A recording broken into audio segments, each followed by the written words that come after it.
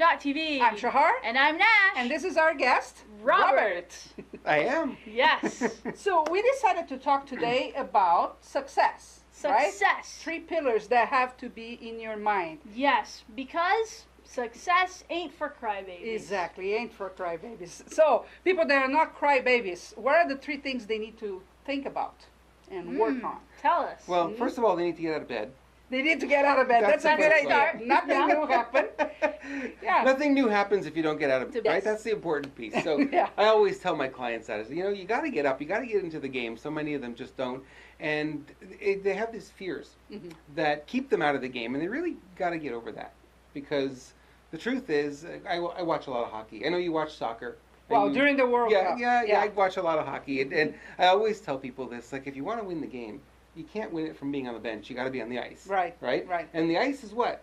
A little slippery?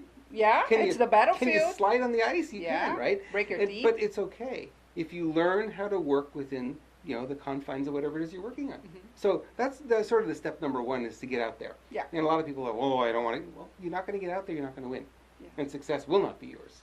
So right? attitude matters a lot in here, right? Attitude is everything. Is everything. Right? For me, it is everything. And you talk to a lot of business owners, and you and I both do that too. You talk to a lot of business owners? Yes, all the time. And what kind of attitude do you see mostly in business owners these days? Oh, the economy, it's not so good. The market, and When you look the at their bank account, competitors, and when you look at their bank account, is it high or is it low? low, of course. So what is the change that needs to be made? Change in attitude would change what? Everything. Would Everything. change everything. Everything. Right? Exactly. And put the weight where it really is. Saying you're not going to work today because your dog looked at you in a different way is not a good thing to do, right? Or then Always you want to finding go an excuse. walk in the right. canyon because your energy today was not aligned. It's a working day. You got to put some Well, hours into that. that's giving away all your power when you do that. So I always look at that and I say, okay, if you're using these excuses to stay off the ice and not get into the game, then the real question is, what are you really afraid of?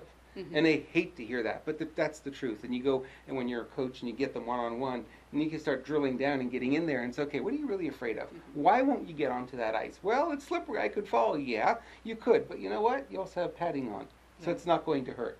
What else are you afraid of? Right? And they go through the whole process. And what you find is you can look at every one of the fears that they have, and you could diminish them.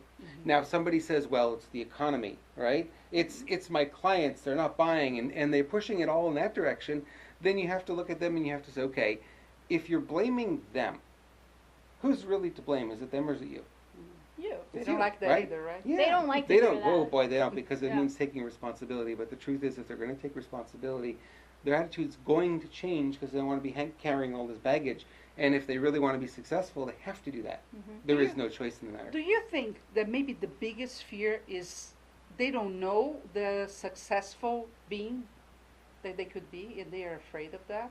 You mean Like, they're afraid well, of being successful? Yeah. Well, what if I am successful? Everything changes, right? Because I'm Everything. so comfortable with whatever misery I'm living right now. I'm comfortable with that. But if I become successful, then I will have to deal with change.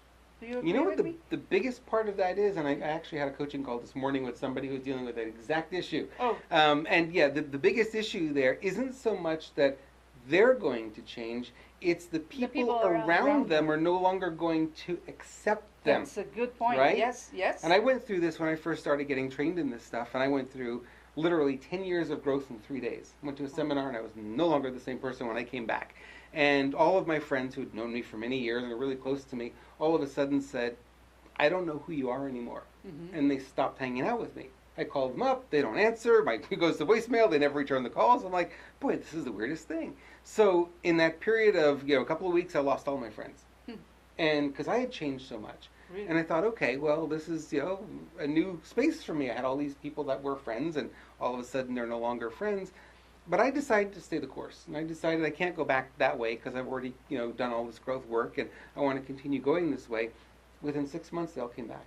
Wow. Not only did they all came back, every single one of them went through the same training I did afterwards. Because they looked at me and they said, wow, you've really changed. And, we couldn't accept it at first, but you sort of grew on us. And we sort of see what you're doing now. And, it's saw the making sense. positive And we're side of starting it. to see the Yeah. results. And we want some of that too.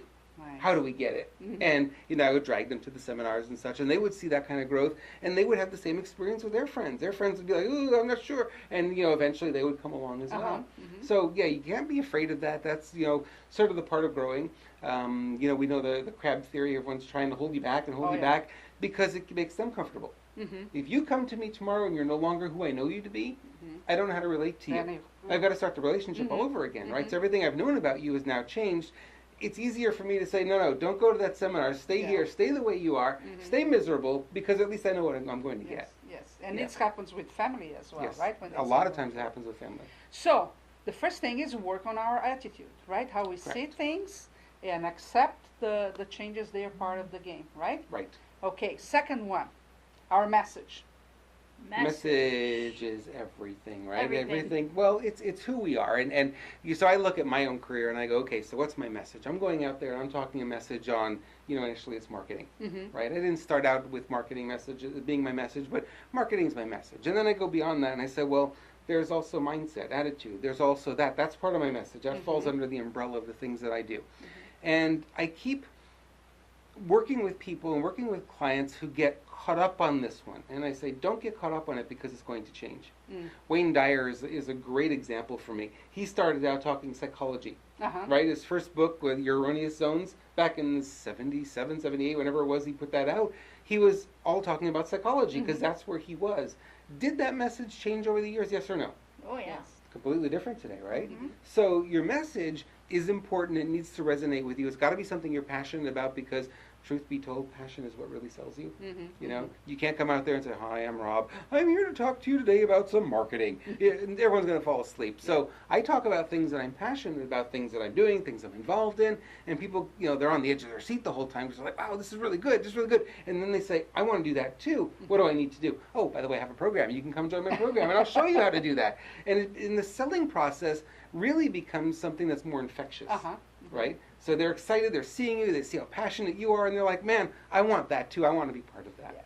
So your message, don't get caught up on, yes, you need one core message, no question.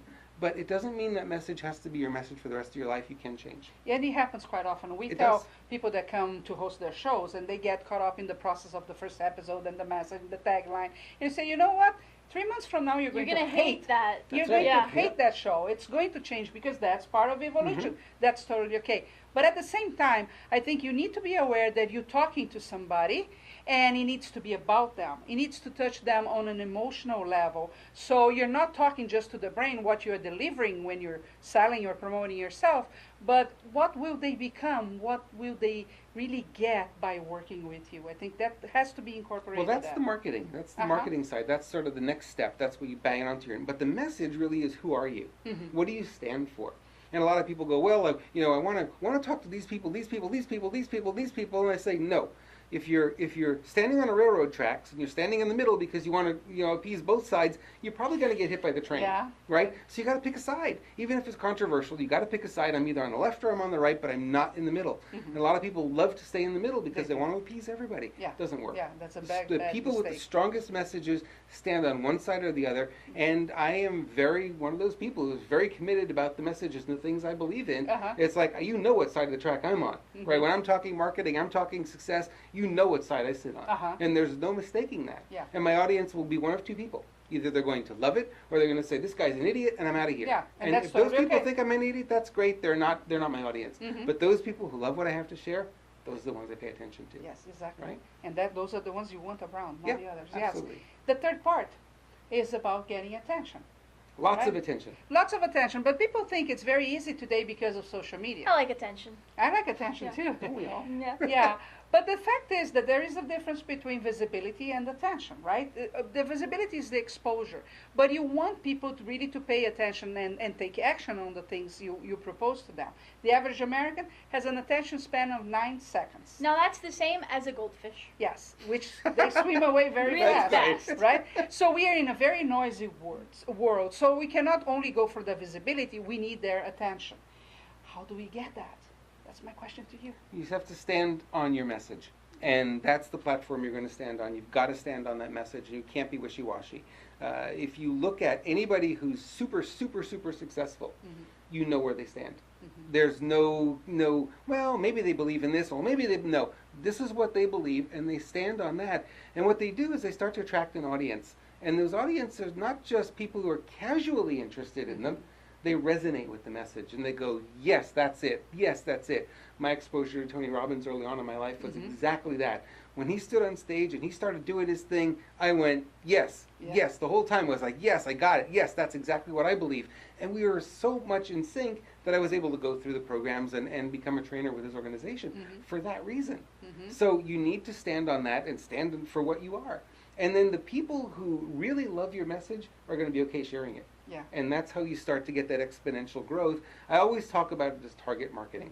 And the true sense of the word of target marketing, not what we're talking about, pick a target audience. I say target marketing. Now think of a bullseye, right? You've got the circle in the middle. That's your core audience. You're going to work hard to find those people. Those are going to be the one-on-one people. Tony Robbins, for instance, his first firewalk, he had 9 people. They were all his friends. Oh. Today he has thousands that show up, right? Yep. So target marketing, your core market, if it's 9 people, it's 9 people. If it's 2 people, it's 2 people. It's okay. And then what you want to do is you want to invite those people to invite their friends. So we go out to the next concentric circle in the target, just a little bit wider. And as you start growing and you get more media and you're really talking your message more exposure, it'll go out even further and even further from there. So it's like the pebble in the water and the concentric rings that get wider and wider as they go out. That's the way you want to look at your marketing. Yeah, that's very good. Yeah. I love that. There's a lot, right? Yep. Yeah. Any final advice to our audience? Yeah, start now. Yes, That's take right. action. Action. Yeah, it all starts with the power to take the first step. And you're not going to get it right. You are going to fail. You are going to make mistakes. Mistakes are necessary to achieve success. Failure is an important aspect of success.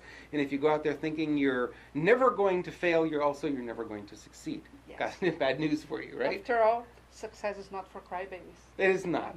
Absolutely. Okay, thank you very much for being here. Thank you. Yes. I appreciate it. This was fun. Yeah, it was fun. Yes. We'll Thank see you you. next time. See you next time.